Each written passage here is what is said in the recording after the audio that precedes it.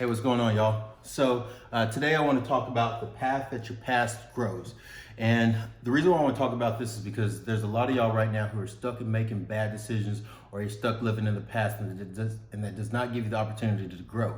So what I want to do is just kind of point out something that you can see clearly, and then try to show you the points that I'm making while you have to make some changes. So first thing is, most of y'all have started off and you want to grow, which is awesome. When you start making that growth, things happen to where now you start thinking about things of the past, or something bad happens, or negativity, or a bad person, and then you're right back in the same spot you started in. And guess what happened? You made a circle because you did not learn what you need to learn.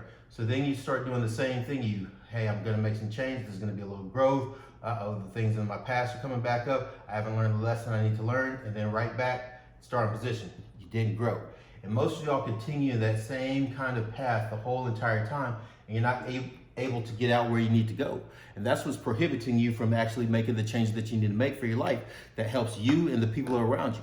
So one of the things I want you to understand is that if you start off here and then you start thinking about the things in your past and you start reliving the past and stuff like that, that's where you have to make the change and start knowing that this is the opportunity for me to learn from my past. And you have to allow some amount of change. Like for right now, the biggest thing that you may have to do is focus on a little bit of change. Just a small amount of change will get you in a whole different direction. So instead of making that circle, you make a small amount of change here so you don't connect it, then you grow a little bit more.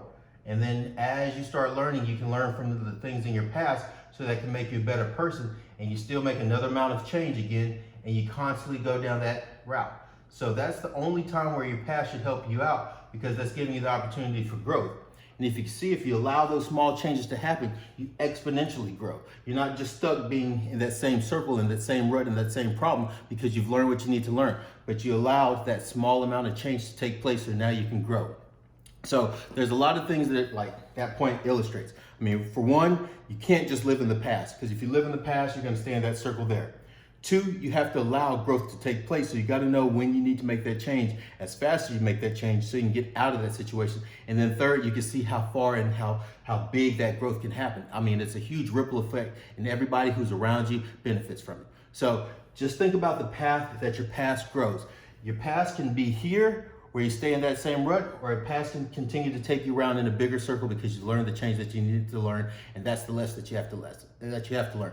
That's why failures and mistakes aren't failures and mistakes if you apply them correctly. But if you continue to make those same things, you're not going to grow.